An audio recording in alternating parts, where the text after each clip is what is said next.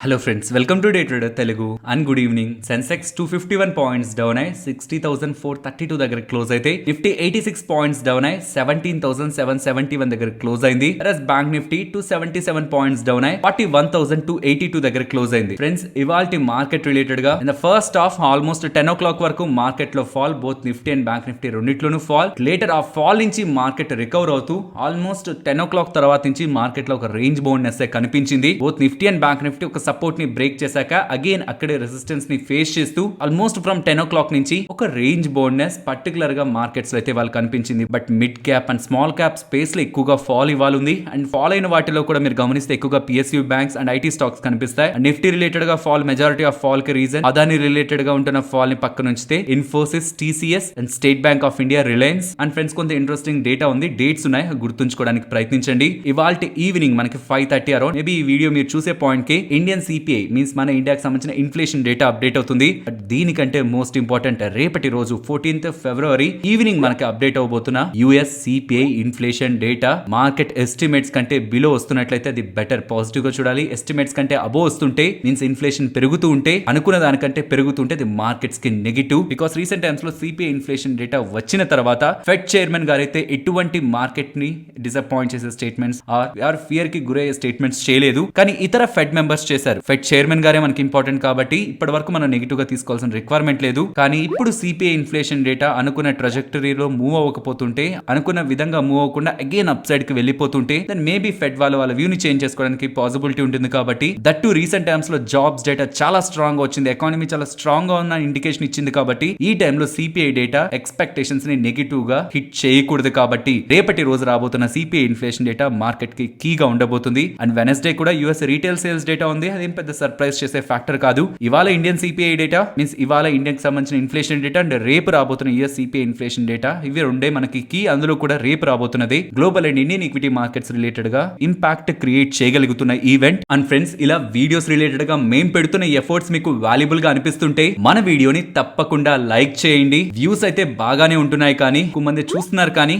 Like చేయడంలో మర్చిపోతున్నారు. Friends, video చూస్తూ వీళ్ళు పెడుతున్న ఎఫర్ట్స్ లో వాల్యూ ఉంది అని మీరు అనుకుంటున్నప్పుడు తప్పకుండా లైక్ చేయండి. ఫస్ట్ ఎస్ బ్యాంక్ గురించి మాట్లాడుకోవాలి. ఎస్ బ్యాంక్ వాళ్ళు మెన్షన్ చేసినది, ప్రీవియస్ గా బాంబే హైకోర్టు వాళ్ళు ఎస్ బ్యాంక్ వాళ్ళు రైట్ ఆఫ్ చేసిన 81 బాండ్స్ రిలేటెడ్ గా నెగిటివ్ గా ఎస్ బ్యాంక్ నెగిటివ్ గా తీర్పునిచ్చారు కదా. 81 బాండ్ హోల్డర్స్ రిలేటెడ్ గా ఎస్ బ్యాంక్ వాళ్ళు తీసుకున్న డెసిషన్ తప్పు అని, దీని కారణంగా నియర్లీ 8,400 crores దగ్గరగా ఎస్ బ్యాంక్ వాళ్ళు తిరిగి చెల్లించాల్సి ఉంటుంది. ఇఫ్ అదే నిజం అవుతుంటే దాని అది ఎస్ బ్యాంక్ ని ఒక సీరియస్ కండిషన్, ఒక సీరియస్ ట్రబుల్ లో ఉంచుతుంది. కాబట్టి ఆర్బీఐ అండ్ ఎస్ బ్యాంక్ తీసుకునే డెసిషన్ కి అగైనెస్ట్ గా బాంబే హైకోర్టు వాళ్ళు తీర్పు ఇచ్చినప్పుడే మేము దీని రిలేటెడ్ గా హైయర్ కోర్ట్స్ లో పోరాడతామని చెప్పారు ఎస్ బ్యాంక్ వాళ్ళు. అండ్ దీనికి అనుగుణంగా ప్రెసెంట్ వస్తున్న అప్డేట్స్ ప్రకారం ఎస్ బ్యాంక్ వాళ్ళు సుప్రీం కోర్టులో 81 బాండ్స్ కి అగైనెస్ట్ గా బాంబే హైకోర్టు వాళ్ళు ఇచ్చిన డెసిషన్ ని సవాల్ చేస్తే ఇంకొక కొత్త పిటిషన్ వేశారనేలా డేటా కనిపిస్తుంది. సో ఫైనల్లీ ఇప్పుడు సుప్రీం కోర్టు వాళ్ళు ఏం చెప్తారనే దానిపై 81 బాండ్ హోల్డర్స్ ఒక ఫ్యూచర్ అండ్ ఎస్ బ్యాంక్ ఒక ఫ్యూచర్ కూడా ఆధారపడి ఉంటుంది. కాబట్టి ఈ టాపిక్ రిలేటెడ్ గా సుప్రీం కోర్టు వాళ్ళు ఇచ్చే final judgment Yes Bank share holders కి ఒక బిగ్ అప్డేట్ లా మనం చూడాల్సి ఉంటుంది. Next, present National Stock Exchange NSC chief అయిన ఆశిష్ కుమార్ చౌహాన్ గారు ఎన్ఎస్సి ఐపీఓ రిలేటెడ్ గా కొన్ని స్టేట్మెంట్స్ చేస్తూ తను చేసిన ఇంపార్టెంట్ అప్డేట్, సెబీ వాళ్ళు ఆల్రెడీ ఈక్విటీ మార్కెట్స్ ప్రెసెంట్ ఉంటున్న 9 to 3:30 నుంచి 9 AM to 5 PM వరకు కూడా, ఈవినింగ్ 5 వరకు కూడా రన్ చేయడానికి అలౌ చేశారని, అండ్ డెరివేటివ్ మార్కెట్స్ ని కూడా మార్నింగ్ 9 నుంచి నైట్ 11:55 వరకు కూడా రన్ చేసుకోవచ్చనేలా అలౌ చేశారని, అండ్ ఎన్ఎస్సి వాళ్ళు ప్రెసెంట్ దీనిపై వర్క్ చేస్తున్నారని, అండ్ వాళ్ళ మెంబర్స్ అండ్ మార్కెట్ పార్టిసిపెంట్స్ వీళ్ళ రిలేటెడ్ గా డెసిషన్స్ ఆర్ ఫీడ్బ్యాక్ తీసుకుంటున్నారు. అండ్ అప్కమింగ్ టైమ్స్ లో దీని రిలేటెడ్ గా ఒక అప్డేట్ చేస్తారని కరెంట్ ఎన్ఎస్సి చీఫ్ అప్డేట్ చేస్తూ ఉండడం, ఓవరాల్ ఎఫ్ఎన్ఓ మార్కెట్ మొత్తం కూడా దీనిపై లాస్ట్ 2 days నుంచి డిస్కషన్స్ అయితే జరుగుతున్నాయి. ఫ్రెండ్స్, ఇలా మార్నింగ్ 9 నుంచి ఈవినింగ్ 5 వరకు ఈక్విటీ మార్కెట్ ని అండ్ నైట్ 11:55 వరకు ఎఫ్ఎన్ఓ ని, ఫ్యూచర్స్ అండ్ ఆప్షన్స్ ని పొడిగించడం కారణంగా, అంత టైం వరకు ట్రేడింగ్ టైం ని ఉంచడం కారణంగా మీరు పాజిటివ్ అనుకుంటున్నారా, నెగిటివ్ అనుకుంటున్నారా? పర్సనలీ నేను 3:30కి అట్లీస్ట్ మార్కెట్ ఎండ్ అవుతుంటే ఆ తర్వాత మార్కెట్ ఉండదు అని స్ట్రెస్ ఫ్రీగా మనం ఇతర యాక్టివిటీస్, ఫ్యామిలీ రిలేటెడ్ గా టైం స్పెండ్ చేయొచ్చు అనిపిస్తుంది. బట్ అగైన్ ఇది 11:55 వరకు కొనసాగుతుంటే డెఫినెట్లీ పొజిషన్స్ ఉంటాయి అండ్ వాటి రిలేటెడ్ గా అడ్జస్ట్మెంట్స్ ఆర్ ఒకవేళ కొత్త ట్రేడ్ తీసుకోవాలన్న ఆపర్చునిటీ కోసం అని వద్దనుకుంటున్న స్క్రీన్ రిలేటెడ్ గా మనం అటాచ్ అయ్యే సందర్భం వస్తుంది. ఇది నెగిటివ్ గా కనిపిస్తున్నది. పాజిటివ్ గా పర్టికులర్ గా జాబ్స్ కు వెళ్తున్న వాళ్ళు ఈవినింగ్ టైమ్ లో ట్రేడింగ్ అవర్స్ ఉంటూ ఉంటే, అపార్ట్ ఫ్రమ్ జాబ్ ఈవినింగ్ వచ్చి స్ట్రాటజీస్ ఆర్ ఇతర వాళ్ళ రిలేటెడ్ గా ఉంటున్న ట్రేడింగ్ సెటప్స్ ని ఎగ్జిక్యూట్ చేయొచ్చు కదా అనుకుంటారు. బట్ అల్టిమేట్ గా ఈవినింగ్ ఫ్యామిలీ రిలేటెడ్ గా స్పెండ్ చేస్తున్న టైం అండ్ మన క్వాలిటీ ఆఫ్ లైఫ్ ఇంపాక్ట్ అవుతుందని అయితే నేను అనుకుంటున్నాను పర్సనలీ. బట్ మీరేమనుకుంటున్నారు? ఈవినింగ్ టైమ్స్ లో కూడా మార్కెట్ ట్రేడింగ్ అవర్స్ ని ఇలా FNO ని 11:55 వరకు పెంచడం కారణంగా మనకి రియల్ అడ్వాంటేజ్ ఉంటుందని మీరు అనుకుంటున్నారా లేదా అనేది ఒకసారి కామెంట్ సెక్షన్ లో చెప్పండి. బికాస్ ఇది ఒక ఈజీ థింగ్ కాదు, ఇది చాలా మంచిది రీటైల్ ట్రేడర్స్ అని చెప్పడానికి లేదు, ఇది కంప్లీట్లీ నెగిటివ్ అని చెప్పడానికి లేదు. బికాస్ చూసే పర్సన్ ఒక వ్యూని బట్టి, ఆ పర్సన్ ఒక రిక్వైర్మెంట్ ని బట్టి ఈ డెసిషన్ రిలేటెడ్ గా ఇంపాక్ట్ మారిపోతుంది. ఇది ఎవరికి లాభం? NSE వాళ్ళకి లాభం, బ్రోకింగ్ కంపెనీస్ కి లాభం, వీళ్ళందరికీ మంచిగానే లాభం ఉంటుంది. బట్ రీటైల్ ట్రేడర్స్ ఎవరైతే మార్నింగ్ నుంచి స్క్రీన్ అటాచ్ అయి ఉంటారో 3:30కి ఎండ్ అవుతుందని ఒక ఫీల్ ఉంటుంది. బట్ అగైన్ ఇప్పుడు అది 11:55 వరకు ఉంటే దెన్ అలాంటి టైంలో ఎలా మైండ్స్ అండ్ వాళ్ళ వే ఆఫ్ లైఫ్ అడ్జస్ట్ అవుతుంది అనేది చూడాల్సి ఉంటుంది. లైక్ ఇక కమోడిటీ మార్కెట్స్ లా మన ఇండియన్ ఈక్విటీ మార్కెట్స్ కూడా చేంజ్ చేయడానికి NSE వాళ్ళు భావిస్తున్నట్లు చౌహాన్ గారు అయితే అప్డేట్ చేస్తున్నారు. అండ్ దీనిపై అగైన్ అడుగుతున్నాను, మీ ఒపీనియన్ ని తప్పకుండా కామెంట్ సెక్షన్ లో మెన్షన్ చేయండి. నెక్స్ట్ ఈకే ఎనర్జీ సర్వీసెస్ గురించి మాట్లాడుకోవాలి. ఫస్ట్ SME మార్కెట్ లో లిస్ట్ అయ్యి అక్కడ మల్టీ బ్యాగర్ రిటర్న్స్ ని క్రియేట్ చేసిన తర్వాత మెయిన్ బోర్డ్ లోకి లైక్ BSE లోకి ఈ స్టాక్ అనేది షిఫ్ట్ అవడం జరిగింది.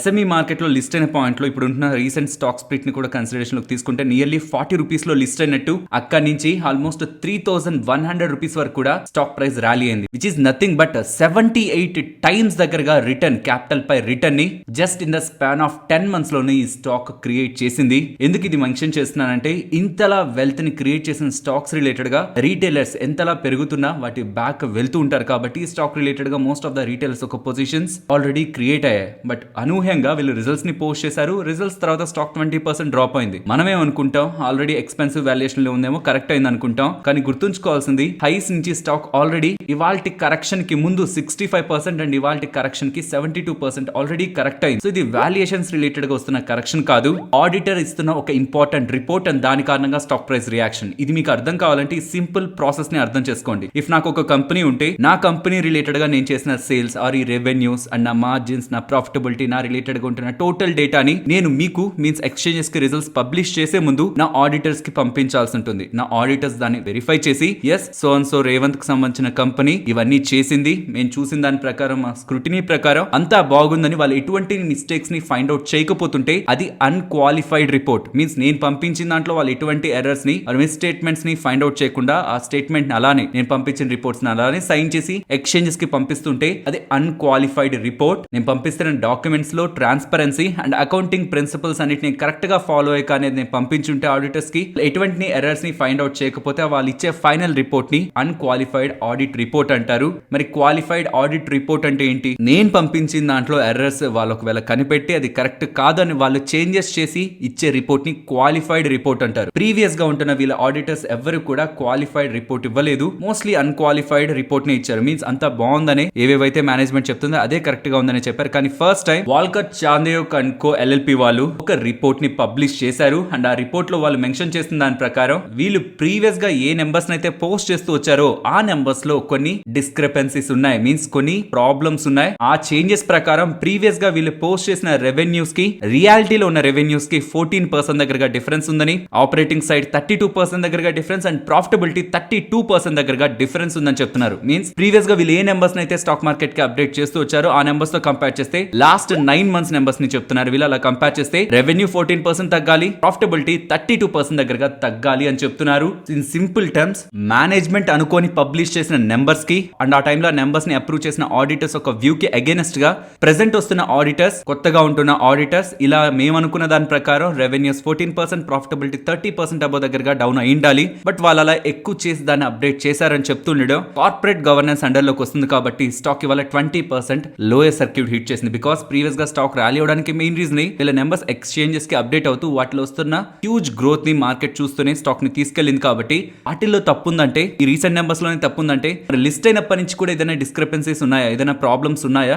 స్టార్టింగ్ నుంచి కూడా ఆడిటర్స్ రిలేటెడ్ గా టైం టు టైం రెసిగ్నేషన్స్ ఇవి కనిపిస్తున్నాయి కాబట్టి వాళ్ళందరూ రెసిగ్నేషన్ బ్యాక్ ఏదైనా ఇష్యూ ఉందా, ఒక బిగ్ ఇష్యూ అయినా బ్యాక్ ఉందా అన్న క్వశ్చన్ మార్క్స్ స్టాక్ ప్రైస్ ని ఇంత ఫాల్ కి రీజన్ గా చూపిస్తున్నాయి. మరి దీని గురించి మేనేజ్మెంట్ ఏం మాట్లాడలేదా?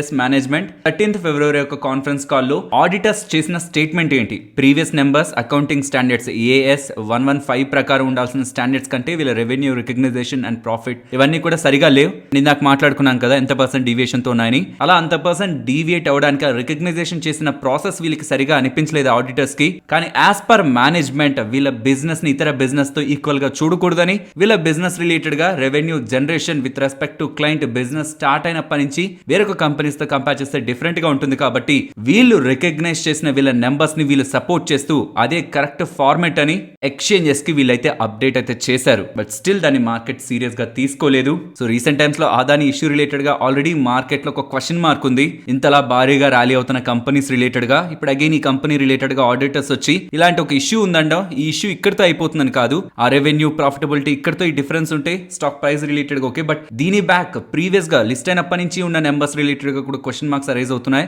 ప్రెసెంట్ ఆడిటర్స్ లాస్ట్ 9 months డేటాని అప్డేట్ చేశారు. ప్రీవియస్ గా ఉంటున్న నెంబర్స్ అన్నిటిని కూడా వెరిఫై చేస్తారా, దాని రిలేటెడ్ గా ఏదైనా అప్డేట్ వస్తుందా అని మార్కెట్ లో వస్తున్న క్వశ్చన్ మార్క్స్ కి ఇవాళ స్టాక్ ప్రైస్ అయితే రియాక్ట్ అయింది. నెక్స్ట్ ఇవాళ మీరు గమనిస్తే టీవీ టుడే స్టాక్ 25% దగ్గరగా ఫాలో అయింది. వెరస్ ఐడిఎఫ్సి స్టాక్ కూడా 14% దగ్గరగా ఫాలో అయింది కదా ఫ్రెండ్స్. ఇది ఒక రియల్ ఫాల్ కాదు, వీళ్ళు ప్రీవియస్ గా డివిడెండ్ ని డిక్లేర్ చేశారు అండ్ దాని రిలేటెడ్ గా వస్తున్న ఫాల్. ఐడిఎఫ్సి వాళ్ళు ప్రీవియస్ గా 11 రూపీ డివిడెండ్ ని డిక్లేర్ చేశారు, దానికి ఎక్స్ డేట్ ఇవాళ. సో కాబట్టి స్టాక్ ప్రైస్ నుంచి డివిడెండ్ మైనస్ అయింది. సో ఏదైతే మీకు 13 రూపీస్ ఫాల్ కనిపిస్తుందో అందులో 11 రూపీస్ డివిడెండ్ రూపంలో మీకు బ్యాంక్ అకౌంట్ లో క్రెడిట్ అవుతుంది. సో ఇది ఒక రియల్ ఫాల్ కాదు. ఈవెన్ టీవీ టుడే రిలేటెడ్ గా కూడా ఆల్మోస్ట్ 67 రూపీస్ దగ్గరగా వాళ్ళు డివిడెండ్ ని ప్రీవియస్ గా ప్రకటించారు. సో అదంతా రియల్ ఫాల్ కాదు. ఇక్కడ 67 మినహాయించి రెస్ట్ వస్తున్నదే ఈ స్టాక్ రిలేటెడ్ గా ఉంటున్నావు. Intraday fall or intraday sell off రెండు కూడా డివిడెండ్ ఎక్స్ డివిడెండ్ కారణంగానే స్టాక్ ప్రైసెస్ ఫాల్ అయ్యాయి. నెక్స్ట్ టిప్స్ ఇండస్ట్రీస్ గురించి మాట్లాడుకోవాలి. వీళ్ళు స్టాక్ స్ప్లిట్ ని అనౌన్స్ చేస్తున్నారు. ఎవరైతే ఒక స్టాక్ ని హోల్డ్ చేస్తున్నారో ఆ స్టాక్ ఒక స్టాక్ కాస్త 10 స్టాక్స్ గా అప్కమింగ్ టైమ్స్ లో కన్వర్ట్ అవుతుందని, means number of stocks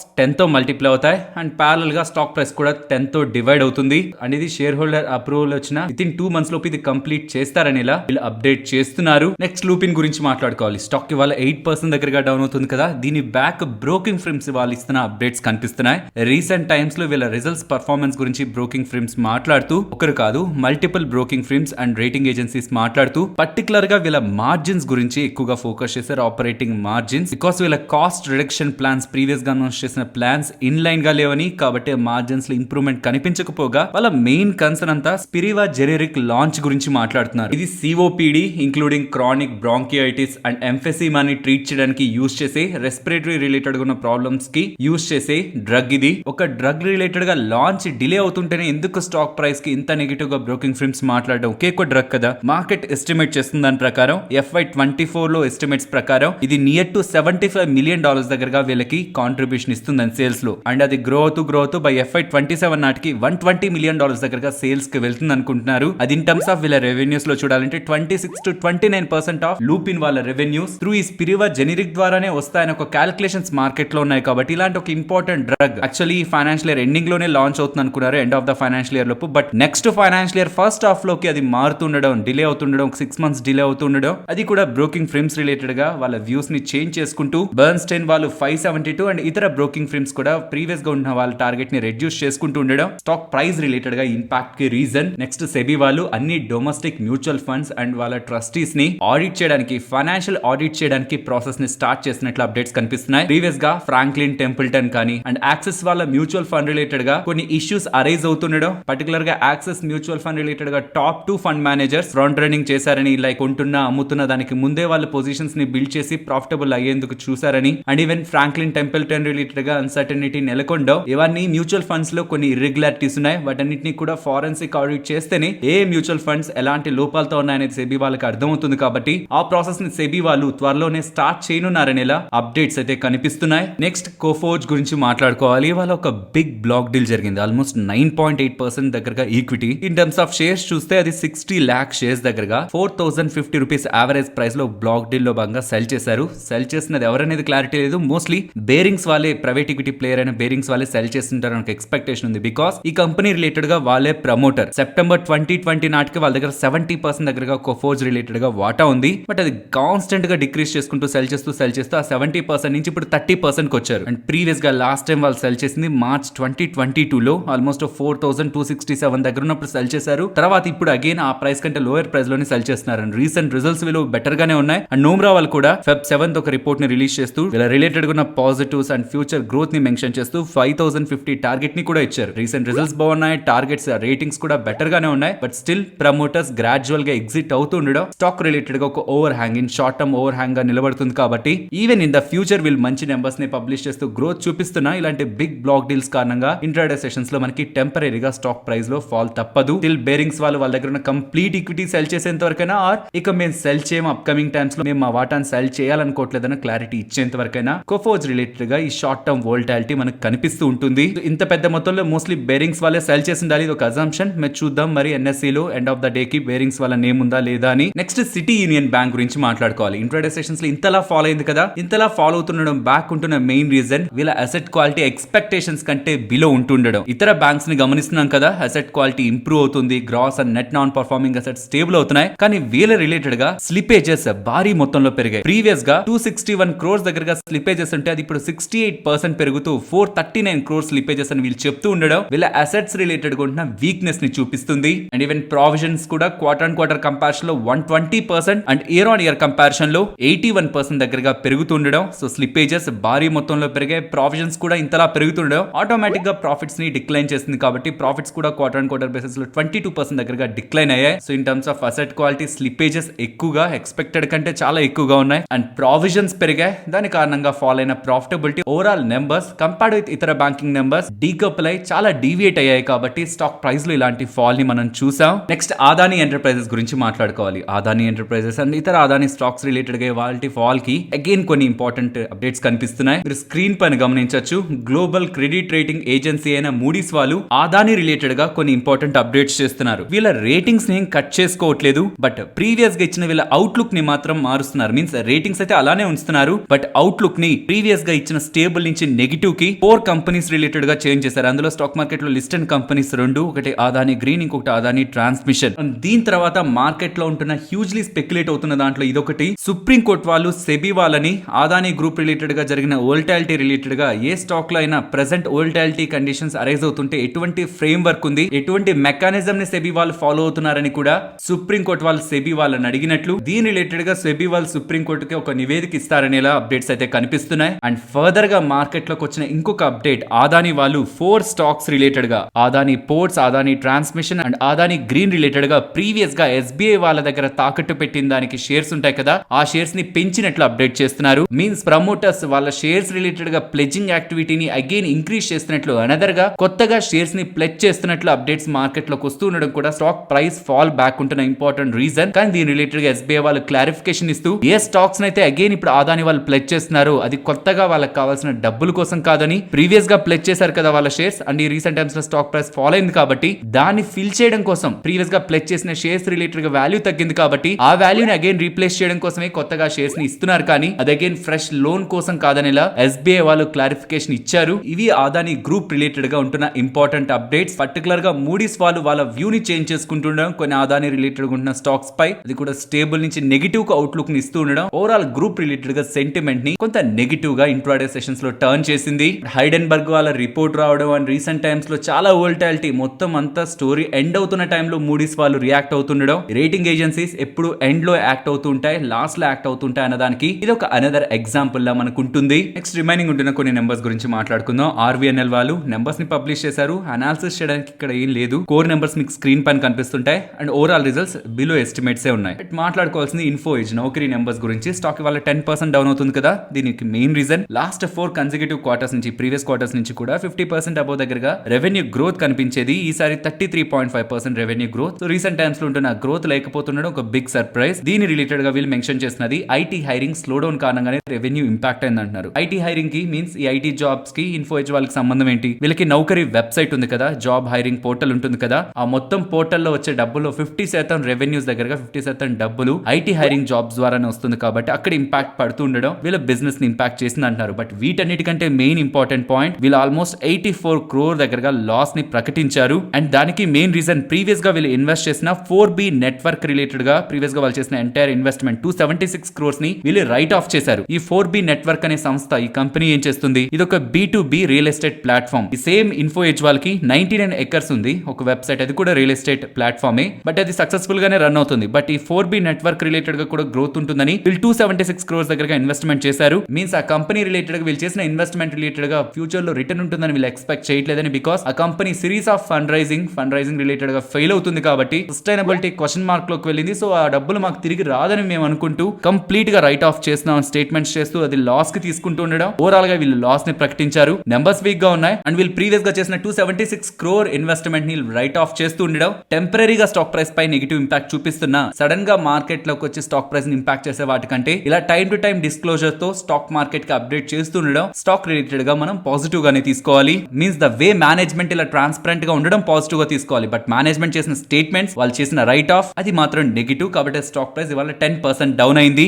next Nifty అలాగే bank Nifty support and resistance ఇక్కడ నుంచి డౌన్ సైడ్ ఫాలో అవుతుంటే 17,660 అండ్ ఇక్కడ నుంచి అప్ సైడ్ ఫస్ట్ ఈ 17,800 ని బ్రేక్ చేయాలి అండ్ తర్వాతే 17,880. నెక్స్ట్ బ్యాంక్ నిఫ్టీ ప్రెసెంట్ ఉన్న లెవెల్స్ నుంచి down side 40,960 and up side 41,360 and above 41,620. And next Nifty option chain data market లో ఉంటున్న డేటా ప్రకారం కాల్ అలాగే పుట్ రైటర్స్ ప్రకారం 17,500 డౌన్ సైడ్, 18,000 టాప్ సైడ్. ఇది ఇంపార్టెంట్ రేంజ్ లా కనిపిస్తుంది, 500 point range. But recent days లో మనం అనుకుంటున్నట్లు రిస్క్ తీసుకోగలం అనుకుంటున్న వాళ్ళు 17,700 డౌన్ సైడ్, 18,200 అప్ సైడ్. ఈ రేంజ్ ని గమనించవచ్చు. రిస్క్ తీసుకోకూడదు అనుకుంటున్న వాళ్ళు 17,500 డౌన్ సైడ్, 18,200 అప్ సైడ్. ఈ 700 పాయింట్ రేంజ్ లో మార్కెట్ ఉంటుందనేలా ప్రైస్ యాక్షన్ అండ్ ప్రెసెంట్ ఉంటున్న ఆప్షన్ చైన్ డేటాని బట్టి మనం అర్థం చేసుకోవచ్చు. ఫైనలీ ఇది ఫ్రెండ్స్, మన వీడియో నచ్చిందా? నచ్చితే మన వీడియోని లైక్ చేయండి ఫ్రెండ్స్. అండ్ ఈ వీడియో మన వాళ్ళకి యూజ్ అవుతుంది అనుకుంటే తప్పకుండా షేర్ చేయండి. అండ్ మన ఛానల్ ని సబ్స్క్రైబ్ చేయనట్లయితే ఛానల్లో ఉంటున్న కంటెంట్ ని గమనించండి. ఇఫ్ ఆ కంటెంట్ మీకు యూజ్ అవుతుంది అనుకుంటేనే ఛానల్ ని సబ్స్క్రైబ్ చేసి పక్కన ఉన్న బెల్ ఐకాన్ క్లిక్ చేయండి. మరొక ఇంట్రెస్టింగ్ డేటాతో